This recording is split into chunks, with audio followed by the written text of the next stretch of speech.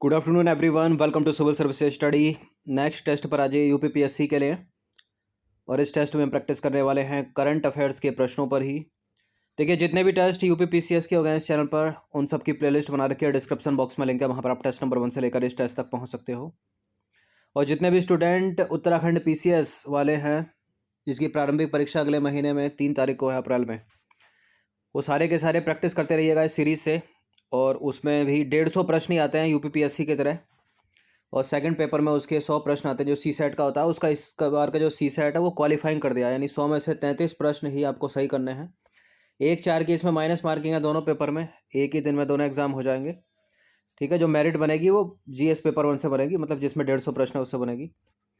तो प्रश्नों की संख्या बहुत अधिक है, और 150 में से कम 38, 34, 37 या 40 तक जो है उत्तराखंड के कल्चर, उत्तराखंड राज्य की करंट अफेयर्स, उत्तराखंड की झीलें, नदियाँ, पर्वत, पठार, जनजातियाँ, उत्तराखंड के मेले, त्यौहार, इन सब से आएंगे। तो उसकी प्रैक्टिस करते रहिएगा अलग से। और ये यूपीपीएससी की टेस्ट सीरीज़ की आप पेड सीरीज़ जो है वो परचेज़ कर सकते हो। डिस्क्रिप्शन बॉक्स में उसकी पूरी डिटेल्स है, मेरा नंबर है, वहाँ पर कॉल या व्हाट्सअप कर सकते हो। ठीक है, जब तक एग्ज़ाम नहीं होता टेस्ट सीरीज़ प्रोवाइड कराएंगे। उसमें हम 15+ टेस्ट का टारगेट है, लेकिन डबल हो जाएगा लग रहा मेरे को। तो पहला प्रश्न है, अंतर्राष्ट्रीय अक्षय ऊर्जा एजेंसी एक अंतर सरकारी संगठन है जिसे आधिकारिक तौर पर वर्ष 2009 में जर्मनी के वॉन में स्थापित किया गया था। पहले प्रश्न का पहला स्टेटमेंट। और दूसरा है, अंतर्राष्ट्रीय अक्षय ऊर्जा एजेंसी का जो हेडक्वार्टर है वो संयुक्त अरब अमीरात के अबू धाबी में स्थित है। बताइए कौन सा करेक्ट है। ये दोनों के दोनों स्टेटमेंट करेक्ट हैं, सी है इसका आंसर। तो अंतर्राष्ट्रीय अक्षय ऊर्जा एजेंसी जो है एक अंतर सरकारी संगठन है जिसे आधिकारिक तौर पर, ठीक है, जनवरी वर्ष में यानी 2009 में जर्मनी में स्थापित किया गया था, जर्मनी के वॉन में। तो पहला स्टेटमेंट सही है। वर्तमान में इसके 164 सदस्य देश हैं, और भारत इसका 77वां संस्थापक सदस्य देश है। इसका जो मुख्यालय है वो संयुक्त अरब अमीरात के अबू धाबी में स्थित है। तो दूसरा वाला भी करेक्ट हो जाता है। अतिरिक्त अनुदान के संबंध में कौन सा जो है इसमें सही है। क्या होता है अतिरिक्त अनुदान। देखिए, लोकसभा में मतदान के लिए प्रस्तुत करने से पहले इसे संसद की लोक लेखा समिति द्वारा अनुमोदित किया जाना चाहिए। ये सही है इसके बारे में। तो अतिरिक्त अनुदान यानी एडिशनल ग्रांट, यह अनुदान उस समय प्रदान किया जाता है जब सरकार को उस वर्ष के वित्त विवरण में परिकल्पित सेवाओं के अतिरिक्त किसी नई सेवा के लिए धन की आवश्यकता होती है। ठीक है, एक होता है प्रत्यानुदान। प्रत्यानुदान क्या होता है, जब किसी सेवा के अनिश्चित स्वरूप के कारण उसकी मांग को बजट में उस प्रकार नहीं रखा जा सकता जिस प्रकार से सामान्यतः बजट में अन्य मांगों को रखा जाता है, तो ऐसी मांगों की पूर्ति के लिए प्रत्यानुदान प्रदान किया जाता है। अतः लोकसभा द्वारा कार्यपालिका को दिए गए ब्लैंक चेक के समान है ये प्रत्यानुदान। एक और चीज़ इंपॉर्टेंट है, अनुच्छेद, इसके अनुच्छेद 115 जो है भारतीय संविधान का, वो अनुपूरक या अतिरिक्त अनुदान से संबंधित है। और भारतीय संविधान का जो अनुच्छेद 116 है वो लेखानुदान, प्रत्यानुदान और अपवादानुदान से संबंधित है। नेक्स्ट क्वेश्चन क्या है, निम्नलिखित पर विचार करेंगे। हाइड्रोजन के प्रकार और विकसित। Brown hydrogen, green hydrogen. Brown hydrogen के सामने लिखा है यह कोयले द्वारा उत्पादित होता है जहां उत्सर्जन को वायुमंडल में निष्कासित किया जाता है। और ग्रीन हाइड्रोजन यह अक्षय ऊर्जा का उपयोग करके पानी में इलेक्ट्रोलिसिस द्वारा उत्पादन किया जाता है। दोनों करेक्ट है, इंटरचेंज करेंगे। देखिए, ऐसे ही सुमेलित हैं दोनों के दोनों। ठीक है, तो सी है इसका आंसर। ग्रीन हो गया, ब्राउन हो गया। देखिए, स्वच्छ वैकल्पिक ईंधन विकल्प के लिए हाइड्रोजन जो है पृथ्वी पर सबसे प्रचुर तत्वों में से एक है। ब्राउन हाइड्रोजन का उत्पादन कोयले का उपयोग करके किया जाता है जहां उत्सर्जन को वायुमंडल में निष्कासित किया जाता है। और एक है ग्रे हाइड्रोजन। ग्रे हाइड्रोजन प्राकृतिक गैस से उत्पन्न होती है जहां संबंधित उत्सर्जन को वायुमंडल में निष्कासित किया जाता है। एक है ब्लू हाइड्रोजन। प्राकृतिक गैस से उत्पन्न होती है ब्लू हाइड्रोजन जहां कार्बन कैप्चर और स्टोरेज का उपयोग करके उत्सर्जन को कैप्चर किया जाता है। क्वेश्चन नंबर 4 पर आ जाइए। Deep ocean mission recently news में रहा। आपको बताना है कि निम्नलिखित में से कौन सी संस्थान है जिसने इसको शुरू किया है। नीति आयोग, अंतर्राष्ट्रीय समुद्र तल प्राधिकरण, पृथ्वी विज्ञान मंत्रालय, संयुक्त राष्ट्र पर्यावरण कार्यक्रम, डीप ओशन मिशन, पृथ्वी विज्ञान मंत्रालय। तो डीप ओशन मिशन के बारे में जाने तो हाल ही में पृथ्वी विज्ञान मंत्रालय द्वारा डीप ओशन मिशन यानी DOM लॉन्च किया गया। डीप ओशन मिशन भारत सरकार की ब्लू इकोनॉमी पहल का समर्थन करने हेतु एक मिशन मोड प्रोजेक्ट है। इसे पूर्व पृथ्वी विज्ञान मंत्रालय ने ब्लू इकोनॉमी पॉलिसी का मसौदा भी तैयार किया था। इससे पहले, ठीक है, इससे पूर्व पृथ्वी विज्ञान मंत्रालय ने ब्लू इकोनॉमी पॉलिसी का मसौदा भी तैयार किया था। सीलबंद कवर न्यायशास्त्र के संदर्भ में दो स्टेटमेंट है, बताना कि कौन सा सही है। सीलबंद कवर न्यायशास्त्र एक अभ्यास है जिसका उपयोग केवल सुप्रीम कोर्ट द्वारा किया जाता है और इसे केवल न्यायाधीशों द्वारा ही एक्सेस किया जा सकता है। देखिए, अधिकतर जो एग्जाम्स में प्रश्न पत्र में केवल वाले स्टेटमेंट होते हैं वो लगभग गलत ही हो जाते हैं। तो ऐसा नहीं है, केवल सुप्रीम कोर्ट द्वारा किया जाता है। सुप्रीम कोर्ट भी और निचली अदालतें भी जो है करती हैं। तो गलत है पहला वाला स्टेटमेंट। यह इसे केवल न्यायाधीशों द्वारा ही एक्सेस किया जा सकता है, दूसरा वाला सही है। तो सीलबंद कवर न्यायशास्त्र एक अभ्यास है जिसका उपयोग सर्वोच्च न्यायालय और कभी कभी निचली अदालतों द्वारा सीलबंद लिफाफे में सरकारी एजेंसियों से जानकारी मांगने या स्वीकार करने के लिए किया जाता है। इसे केवल न्यायाधीशों द्वारा ही एक्सेस किया जा सकता है। तो पहला वाला हो गया इनकरेक्ट, दूसरा वाला हो गया करेक्ट।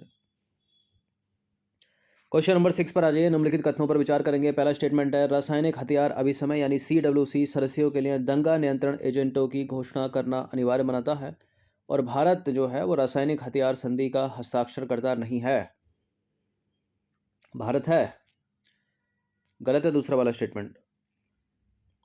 तो देखिए, यह रासायनिक हथियारों पर प्रतिबंध लगाने और निर्धारित समय के भीतर उनके विनाश की आवश्यकता वाली एक बहुपक्षीय संधि है, CWC के लिए वार्ता की शुरुआत हुई थी वर्ष 1980 में निःशस्त्रीकरण पर संयुक्त राष्ट्र सम्मेलन में और इस कन्वेंशन का जो मसौदा है वो सितंबर 1992 को तैयार किया गया था और जनवरी 1993 में हस्ताक्षर के लिए प्रस्तुत किया गया और यह अप्रैल 1997 से प्रभावी है और यह पुराने और प्रयोग किए जा चुके रासायनिक हथियारों को नष्ट करना अनिवार्य बनाता है या बनाती है CWC यानी रासायनिक हथियार अभिसमय।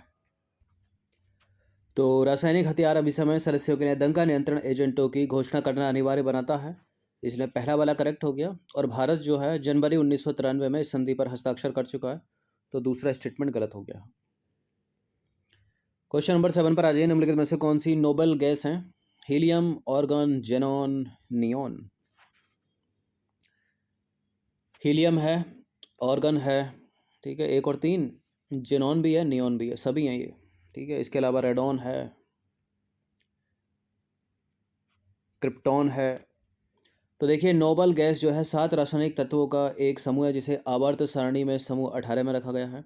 ये तत्व हैं helium, neon, organ, krypton, xenon, radon और ऑग्नेसन।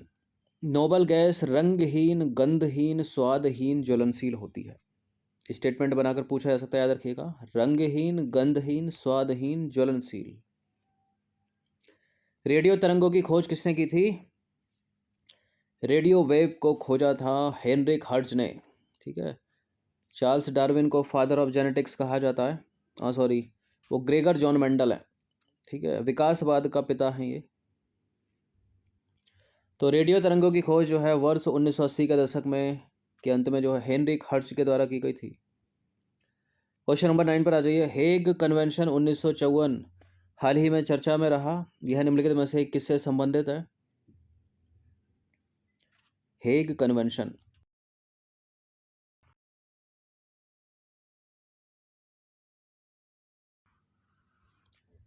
चलिए, हेग कन्वेंशन का संबंध है सांस्कृतिक विरासत की रोकथाम।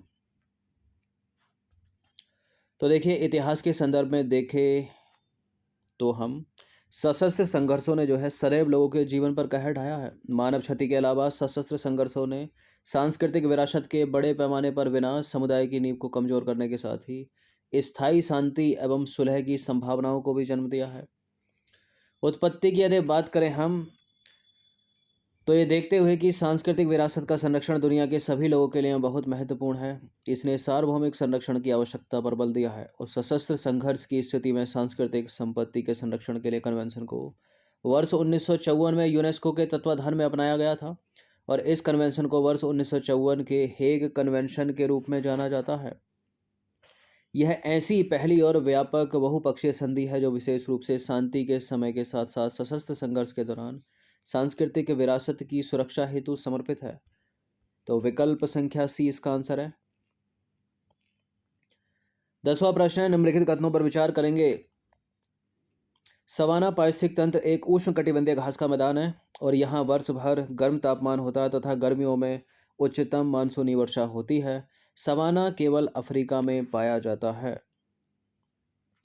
देखिए, सवाना घास के मैदान मिलेंगे आपको अफ्रीका में, अफ्रीका के साथ साथ ऑस्ट्रेलिया में मिलेंगे, साउथ अमेरिका में मिलेंगे, ठीक है, और एशिया में भारत में भी हैं ये, इंडोनेशिया में भी हैं ये, थाईलैंड में भी हैं। तो थर्ड वाला जो विकल्प है उसको हम गलत करेंगे। बिल्कुल सवाना पारिस्थितिक तंत्र एक उष्णकटिबंधीय घास का मैदान पहला सही है और यहाँ वर्ष भर गर्म तापमान होता है और गर्मियों में उच्चतम मानसूनी वर्षा होती है। डी सही हो जाएगा फिर, क्योंकि सी गलत हो जाएगा। तो सवाना पारिस्थितिक तंत्र एक उष्णकटिबंधीय घास का मैदान है जहाँ वर्ष भर गर्म तापमान तथा गर्मियों में उच्चतम मानसूनी वर्षा होती है। देखिए, छोटे या बिखरे हुए पेड़ सवाना घास की विशेषताएं हैं जो क्लोज्ड कैनोपी नहीं बनाते और सूरज की रोशनी जमीन तक आसानी से पहुंचती है।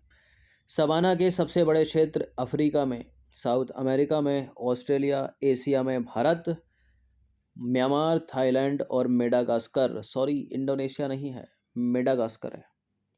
तो विकल्प संख्या डी इसका आंसर है। क्वेश्चन नंबर 11 पर आ जाइए। निम्नलिखित में से कौन सा कथन जो है वो सही है? पहला है, रेडियोधर्मिता कुछ तत्वों के अस्थिर नाभिकों से कणों या तरंगों के स्वतः स्फूर्त उत्सर्जन की घटना है। ठीक है, इंग्लिश में बोलते हैं इसको रेडियो एक्टिविता। रेडियोधर्मी उत्सर्जन 3 प्रकार के होते हैं, अल्फा, बीटा, गामा। और सी है, रेडियोधर्मी तत्व प्राकृतिक रूप से पृथ्वी की क्रस्ट में पाए जाते हैं। देखिए, पढ़ने से ही ये सारे के सारे स्टेटमेंट करेक्ट ही लग रहे हैं, ठीक है, सभी सही है। तो रेडियोधर्मिता कुछ तत्वों के अस्थिर नाभिक से कणों या तरंगों के स्वतः स्फूर्त उत्सर्जन की घटना है और ये रेडियोधर्मी उत्सर्जन 3 प्रकार के होते हैं, अल्फा, बीटा और गामा। देखिए, अल्फा कण धनावेशित हीलियम परमाणु है, बीटा कण ऋणावेशित इलेक्ट्रॉन है और गामा किरणें उदासीन विद्युत चुम्बकीय विकिरण है, इसको याद रखिएगा। और रेडियोधर्मी तत्व प्राकृतिक रूप से पृथ्वी की क्रस्ट में पाए जाते हैं। क्वेश्चन नंबर 12 पर आ जाइए। वर्ष 2025 में लॉन्च होने वाला क्लियर स्पेस 1 कक्षा से मलबे को खत्म करने वाला पहला अंतरिक्ष मिशन होगा। यह किसकी पहल है? क्लियर स्पेस 1, ठीक है, कक्षा से, अपनी कक्षा से मलबे को खत्म करने वाला पहला अंतरिक्ष मिशन किसकी पहल है? यूरोपीय स्पेस एजेंसी की है, ठीक है, नासा की नहीं है, जैक्सा की नहीं है, चीन की नहीं है। तो अंतरिक्ष मलबे के बारे में अगर हम जानें तो अंतरिक्ष मलबा, जिसे अंतरिक्ष कबाड़ भी कहा जाता है, वह कृत्रिम सामग्री है जो पृथ्वी की परिक्रमा कर रही है लेकिन अब कार्यात्मक स्थिति में नहीं है और यह सामग्री छोड़े गए रॉकेट चरणों जितनी बड़ी भी हो सकती है, यह एक चिप की जितनी छोटी भी हो सकती है। समाधान क्या है इसका? इसका समाधान है क्लियर स्पेस 1। किसका है ये? यूरोपीय स्पेस एजेंसी का, जो वर्ष 2025 में लॉन्च होगा और यह कक्षा से मलबे को खत्म करने वाला पहला अंतरिक्ष मिशन होगा। यूपीएससी सिविल सेवा के बड़े फेवरेट होते हैं इस तरह के प्रश्न, याद रखिएगा। क्वेश्चन नंबर 13 पर आ जाइए। स्टार्टअप ग्राम उद्यमशीलता कार्यक्रम के संदर्भ में 2 स्टेटमेंट है, बताना कि इनमें से कौन सा करेक्ट होगा। यह दीनदयाल अंत्योदय योजना राष्ट्रीय ग्रामीण आजीविका मिशन की एक उपयोजना है और यह व्यवसाय प्रबंधन में वित्तीय सहायता और प्रशिक्षण प्रदान करेगा। दोनों करेक्ट हैं। क्वेश्चन नंबर 14 पर आ जाइए। भारतीय संविधान के निम्नलिखित में से किस अनुच्छेद के तहत उच्च न्यायालय को नागरिकों के मौलिक अधिकारों के प्रवर्तन के लिए रिट जारी करने का अधिकार है? हाई कोर्ट की बात हो रही है, आर्टिकल पूछ रहा है, ठीक है। स्टैटिक मतलब राजनीतिक इंडियन पॉलिटी का प्रश्न आ गया है। तो बिल्कुल, अगर आपके मौलिक अधिकारों का हनन होता है तो अनुच्छेद 32 के तहत आप सुप्रीम कोर्ट जा सकते हो, लेकिन ये हाई कोर्ट पूछ रहा है तो अनुच्छेद 226 होगा इसका आंसर डी। तो सर्वोच्च न्यायालय अनुच्छेद 32 के तहत और उच्च न्यायालय यानी हाई कोर्ट अनुच्छेद 226 के तहत रिट जारी कर सकते हैं। 5 प्रकार की रिट जारी कर सकते हैं दोनों न्यायालय। अनुच्छेद 226 उच्च न्यायालय को नागरिकों के मौलिक अधिकारों के प्रवर्तन अथवा किसी अन्य उद्देश्य के लिए सभी प्रकार की रिट जारी करने का अधिकार प्रदान करता है। सभी मतलब 5 प्रकार की रिट है। समर्थ निम्नलिखित में से किस मंत्रालय की पहल है? समर्थ समर्थ है केंद्रीय सूक्ष्म लघु और मध्यम उद्यम मंत्रालय की। तो अंतर्राष्ट्रीय महिला दिवस के अवसर पर केंद्रीय सूक्ष्म लघु और मध्यम उद्यम मंत्री ने महिलाओं के लिए एक विशेष उद्यमिता प्रोत्साहन अभियान समर्थ की शुरुआत की है क्या ये? इस पहल के माध्यम से एमएसएमई मंत्रालय महिलाओं को कौशल विकास और बाजार विकास सहायता प्रदान करने पर ध्यान केंद्रित कर रहा है। बहिनी योजना है ये, हाल ही में चर्चा में रही। किस राज्य सरकार की है ये बहिनी योजना? सिक्किम सरकार की है। तो सिक्किम सरकार जो है मुफ्त सैनिटरी पैड प्रदान करने हेतु वेंडिंग मशीन स्थापित करने के लिए एक योजना बहिनी की घोषणा करने को तैयार है। और यह पहली बार होगा जब कोई राज्य सरकार ने कक्षा 9 से कक्षा 12 में पढ़ने वाली सभी लड़कियों को इस प्रकार के कार्यक्रम के तहत कवर करने का निर्णय लिया है। नंबर 17 पर आ जाइए। हाल ही में चर्चा में रहा है सुपेस निम्नलिखित में से किससे संबंधित है? इसका एक पूर्ण रूप भी है सुपेस का, है क्या ये? यह है ऑप्शन नंबर सी, भारत के सर्वोच्च न्यायालय द्वारा कृत्रिम बुद्धिमत्ता का उपयोग करना, मतलब आर्टिफिशियल इंटेलिजेंस। सुपेस मतलब supreme court portal for assistance in court efficiency. इसे हाल ही में भारत के सर्वोच्च न्यायालय द्वारा लॉन्च किया गया था और यह न्यायिक प्रक्रियाओं को समझने हेतु डिज़ाइन किया गया है, जिसमें स्वचालन की आवश्यकता होती है और फिर यह न्यायिक प्रक्रियाओं को समाहित करके दक्षता में सुधार तथा लंबिता को कम करने में न्यायालय की सहायता करता है, जो कि जरूरी भी है भारत में। इसमें एआई यानी आर्टिफिशियल इंटेलिजेंस के माध्यम से स्वचालित होने की क्षमता होती है। सी सही है। क्वेश्चन नंबर 18 पर आ जाइए। राष्ट्रीय अपराध रिकॉर्ड ब्यूरो एनसीआरबी किस मंत्रालय के अंतर्गत है? मानव संसाधन को हटा दीजिए, बताइए किसके? सूचना प्रौद्योगिकी हटा दीजिए, बताइए किसके? रक्षा हटा दीजिए, होम मिनिस्ट्री, गृह मंत्रालय। तो राष्ट्रीय अपराध रिकॉर्ड ब्यूरो एनसीआरबी की स्थापना वर्ष 1986 में गृह मंत्रालय के तहत की गई थी। और राष्ट्रीय अपराध रिकॉर्ड ब्यूरो राष्ट्रीय पुलिस आयोग और गृह मंत्रालय के कार्यबल की सिफारिशों के आधार पर की गई थी इसकी स्थापना। और राष्ट्रीय अपराध रिकॉर्ड ब्यूरो के पास interoperable criminal justice system के कार्यान्वयन की जिम्मेदारी है। नंबर 19 पर आ जाइए। कुछ स्टेटमेंट वाला प्रश्न है, ये 3 स्टेटमेंट है और इनमें से किसी एक के बारे में बात हो रही है। यह भारत और रूस के बीच एक संयुक्त उद्यम है, होगा पता नहीं चल रहा हमको। यह फायर एंड फॉरगेट्स सिद्धांत पर काम करता है, काम करती है। यह एक सुपरसोनिक क्रूज मिसाइल है, बिल्कुल यहीं से पकड़ा जाएगा ये पूरा का पूरा। तो ये तो ब्रह्मोस्त्र है, ठीक है। बाकी अग्नि हो गई, ये बैलिस्टिक है तो एलिमिनेट कर दीजिए। तो ब्रह्मोस्त्र भारत के रक्षा अनुसंधान विकास संगठन यानी डीआरडीओ और रूस के एनपीओएम का एक संयुक्त उद्यम है। ब्रह्मोस्त्र का नाम जो है भारत की ब्रह्मपुत्र नदी और रूस की मॉस्कोवा नदियों के नाम पर रखा गया है। यह 2 चरणों वाली मिसाइल है, मतलब पहले चरण में ठोस प्रणोदक इंजन और दूसरे चरण में तरल रैमजेट। ब्रह्मोस जो है एक मल्टी प्लेटफॉर्म मिसाइल है, यानी इसे जमीन, हवा और समुद्र कहीं से भी दागा जा सकता है और किसी भी मौसम में ऑल वेदर कनेक्टिविटी के साथ काम करती है। दिन में इस या रात में छोड़ दो इसको। यह फायर एंड फॉरगेट सिद्धांत पर काम करती है, यानी लॉन्च के बाद इसे मार्गदर्शन की आवश्यकता नहीं होती। और ब्रह्मोस जो है सबसे तेज क्रूज मिसाइलों में से एक है। यह वर्तमान में 2.8 मैक की गति से कार्य करती है और यह ध्वनि की गति से लगभग 3 गुना अधिक तेज है।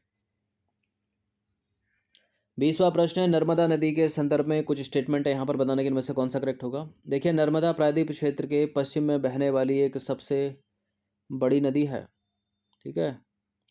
और यह उत्तर में सतपुड़ा रेंज और दक्षिण में विंध्य रेंज के बीच भ्रंश घाटी से होकर बहती है, यानी रिफ्ट वैली से होकर बहती है। सरदार सरोवर बांध नर्मदा नदी पर बनी एक परियोजना है। देखिए, अधिकतर प्रश्नों को स्टेटमेंट के साथ बनाता हूँ ताकि 2 से 3 प्रश्न एक ही प्रश्न में कवर हो जाए। और इंपॉर्टेंट है इनकी एक्सप्लेनेशन, उसको भी पढ़ा कीजिए। तो नर्मदा बिल्कुल प्रायद्वीप क्षेत्र में पश्चिम में बहने वाली एक नदी है, करेक्ट है। नर्मदा जब बहती है ना तो इसके उत्तर में विंध्य रेंज है, ठीक है, नॉर्थ में। और दक्षिण में है सतपुड़ा, और सतपुड़ा यहाँ पर उत्तर में लिख रखी है तो गलत हो गया दूसरा वाला स्टेटमेंट, तो हटा दो इसको। सरदार सरोवर बांध हो गया, इंदिरा सागर हो गया, ये नर्मदा नदी पर बनी जल विद्युत परियोजना, तीसरा वाला सही है। अगर हम 2 को एलिमिनेट करते तो आंसर मिलता क्या? बिल्कुल मिलता। 3 में 2 2 हटा दो उसको, 1 और 3 सही हो जाएगा इसका। तो नर्मदा प्रायद्वीप क्षेत्र में पश्चिम की ओर बहने वाली सबसे लंबी नदी है। यह उत्तर में विंध्य रेंज, उत्तर में इसके विंध्य रेंज है, दक्षिण में सतपुड़ा श्रेणी के बीच रिफ्ट वैली से होकर बहती है। पहला वाला करेक्ट हो गया, दूसरा वाला गलत हो गया। इसका उद्गम जो है मध्य प्रदेश के अमरकंटक के निकट मैकाल श्रेणी से होता है। इसकी प्रमुख ट्रिब्यूटरी की बात करें, सहायक नदियाँ, तो हिरन है, और संग है, बरना है, कोलार है।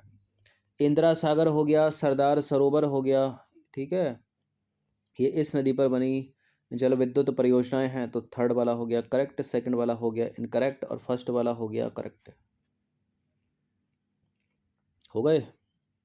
तो 20 प्रश्न ऐड थे, इनकी प्रैक्टिस आप कर सकते हो। यूके पीएससी वाले जितने भी स्टूडेंट हैं वो भी साथ साथ प्रैक्टिस करते रहिए। इस टेस्ट सीरीज़ की आप पेड जो है परचेस कर सकते हो 149 में केवल, ठीक है। 15+ टेस्ट हैं, एक टेस्ट में जो है 150 प्रश्न है, फुल टेस्ट होगा वो, बिल्कुल वैसे ही जैसा एग्जाम में आता है। धन्यवाद।